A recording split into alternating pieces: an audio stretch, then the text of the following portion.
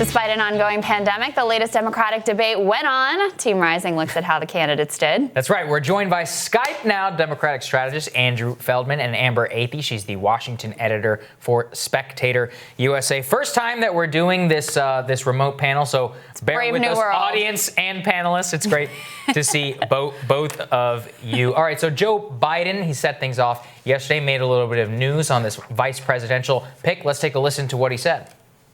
Secondly, if I'm elected president, my cabinet, my administration will look like the country. And I commit that I will, in fact, I'll pick a woman to be vice president. So, Amber, what we've been talking about here in particular is Biden is all about trying to excite the Bernie Sanders young voters and the Latino voters in particular. He threw them some bones last night. Do you think he did he think that he did enough in order to excite people? No, and when you listen to that line about picking a female vice president, that's just progressive pandering at its finest. The reason that people get excited about Bernie Sanders is because he has these tangible progressive ideas like Medicare for all, like eliminating student debt. And Joe Biden is just trying to throw out the cheapest applause lines to pull those voters away. But that's not really what they're attracted to. Mm-hmm. Yeah, Andrew, I'm curious for your perspective because you're a very Warren-friendly person. Does this appeal to you? Like, does this a pitch, since you were excited about another woman candidate, does the idea of a female VP, no matter who it might be, is that exciting to you? Is it a good sell?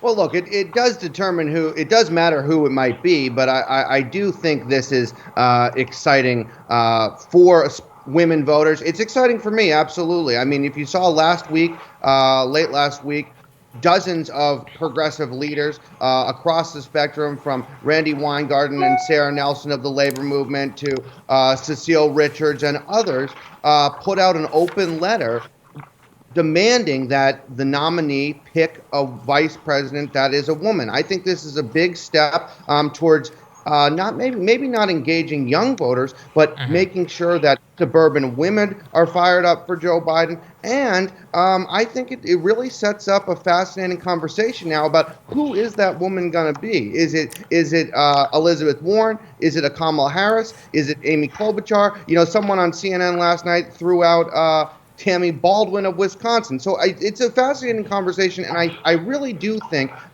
it's an important step that Joe Biden took.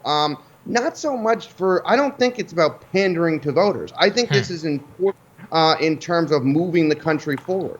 I'm not so sure, Andrew, because as I look at it, I mean, I also had that read on the suburban women front as well. But Amber, one of the things that we saw is that Biden's entire case is very much similar to Hillary Clinton's case from 2016. Like, oh, Trump is a uniquely terrible, character flawed figure. Our children are watching. And yet 53% of white women in this country voted for Donald Trump in 2016. So I'm not sure that message necessarily is what's going to resonate this time around, especially when he's an incumbent president. Right, and not to mention the fact that suburban women in many cases do vote on the economy because they're trying to look out for their families. So that's really not going to be a winning message for Joe Biden.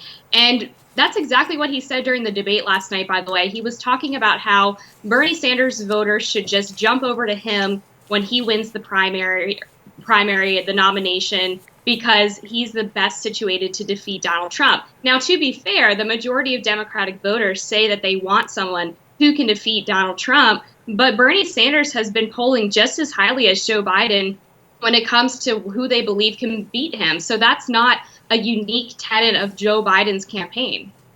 That's a good point. Andrew, what did you think? There was an obvious, look, last week I was part of this. There was some, pushback against the idea that Bernie people would just line up behind Joe Biden when he's been very critical of the priorities that they care about, including Medicare for all, and he hasn't supported a Green New Deal. It looked to me like Biden is trying to throw some bones to them. He backed Elizabeth Warren's bankruptcy bill, which, by the way, the whole reason that it's needed is because of people like Joe Biden. He also threw in for some limited form of, free public college. How do you think he's going to fare with that group of Bernie Sanders supporters, young people in particular, who don't think about this just in terms of electability, who are in support of some very specific policy proposals that so far Joe Biden has been critical of? Look, I think at the end of the day, the vast majority of voters are going to come and support Joe Biden. And if they don't, Shame on them. It's complete malpractice. I mean, I was really disheartened, Crystal, by what you said last week, because I really do believe that Joe Biden is a million times better than Donald Trump. He's a million times better for workers across this country, for working families, and to leave that blank will set up the possibility that Donald Trump is the next president of the United States. But here's the point, Andrew. Here's the point. Why is the party pander to moderate voters and never Trump Republican voters? It's because they're constantly threatening, we may vote for the other side. We may stay home. We're not 100% on your side. The reason that progressives get kicked in the face every single election and have to suck it up and vote for whether it's Hillary Clinton or Joe Biden or whatever electability corporatist centrist candidate that they want to put on offer is because they assume that you're going to line up and vote for whatever shill they put on the ballot in front of you. So yeah, look, I'm an undecided voter. I don't know what I'm going to do in November. I'm not going to vote for Donald Trump, I can tell you that. But why should my vote or anybody else who supports very specific policies and believes that we have to have something bigger, some big structural change, as your candidate once said, in this country, why should they take our vote for granted? Why shouldn't they have to fight to earn the votes of those young voters? I absolutely do think they need to fight to earn the vote of every single voter out there. But to leave a vote blank is a vote for Donald Trump. You know that. And so the reality is Joe Biden absolutely, over the next 6-8 months, needs to fight for every single vote. I really didn't like last night how he started debating Medicare for all. That's not how you win over voters. The point is, he does need to talk about the future. He does need to talk about policies that he is going to have that brings young voters and people that are skeptical of the process in. I don't think he should be going back to what happened in 1975 in the Senate, but I do think that at the end of the day, we are talking about protecting our democracy. If Donald Trump has another term, that is forever at risk.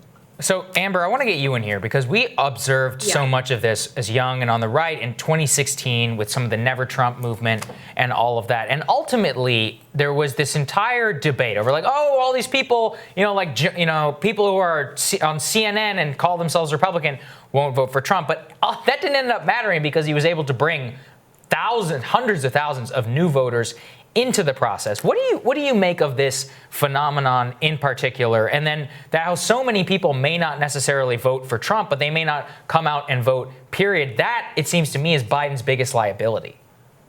Sure, and I think it's rather ignorant of history to suggest that Bernie voters are just going to suck it up and line up behind Joe Biden. In 2016, about 12% of Bernie voters actually defected to Donald Trump because guess what? They actually represent a lot of the same constituencies. Look at the two candidates on trade. They're much more similar on trade, particularly with China, than Joe Biden is. I mean, Joe Biden kicked off his campaign by making light of the fact that China is going to eat our lunch, essentially suggesting that it's a joke that China could become a new world superpower threatening the United States. So the idea that Bernie voters are automatically closer to Joe Biden or automatically assume that Trump is a greater threat to democracy than continuing to vote for, as Crystal said, these corporatist candidates, I think is just a logical fallacy. Yeah, I mean, look, I think there are vast differences between Bernie Sanders and Donald Trump. I want to be absolutely clear about this. Sure. But Andrew, when we see a Joe Biden potential cabinet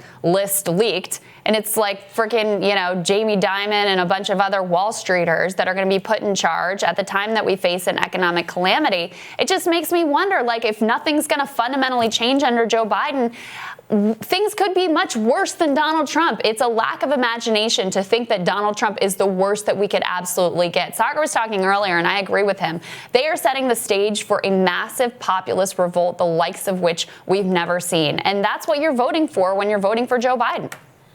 I disagree with that, Crystal. I mean, first of all, I'm not sure how accurate that list is. I was surprised to see someone like Jamie Dimon on there. Again, I would take that list with a grain of salt. But at the same time, listen, if we get another term of Donald Trump, the courts will be remade for decades. if not generations. It is not a risk we can take, Crystal. Ruth Bader Ginsburg cannot last a whole nother term. This is a remaking of the courts. This is a remaking of the democracy we know it as. But also, let me tell you about Joe Biden. Look at what the coalition Joe Biden has been able to bring out in this primary. It's something that I am surprised to see. The Hillary coalition, Andrew. It's the Hillary coalition. Listen, not the Hillary coalition. Look at how he's doing with white voters in states like Michigan and Minnesota. I mean, it is much bigger than the Hillary coalition. It absolutely is. I'm watching the Hillary documentary on Hulu right now, and it is something he is tapping into white voters in a way that Hillary Clinton could not.